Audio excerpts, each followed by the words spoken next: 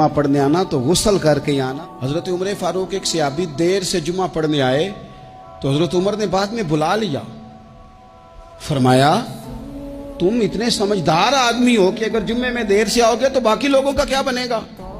तो सहाबी आगे से कहने लगे मुझे पता था आपने पूछना है, ओ मैं तो कहीं काम में मसरूफ था अमीरुल मोमिनीन, मैं तो दौड़ा आया हूं, मैं तो गुस्ल भी नहीं कर सका, वुजू करके ही मस्जिद में आ गया हूं जुमा पढ़ने।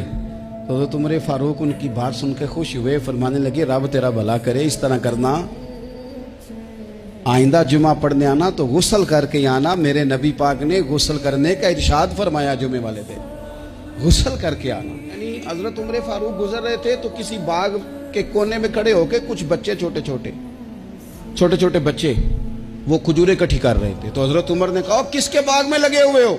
सब बच्चे दौड़ गए। तो हजरत सनान बिन सलमा फरमाते मैं अभी छोटा था, मैं खड़ा हो गया तो मैंने कहा हुजूर हमने तोड़ के नहीं खजूरें खाई, गिरी हुई खाई हैं, और आपको पता है जो रास्ते में गिर जाएं वो उठानी नाजायज नहीं होती, तो हुजूर ये गिरी हुई खजूरें खाई हैं। तो कहते हैं हजरत उमर फारूक बच्चे की बात सुन के कहने लगे रब तेरा भला करे, तूने सही बात की तरफ मेरी तवज्जो करा दी है।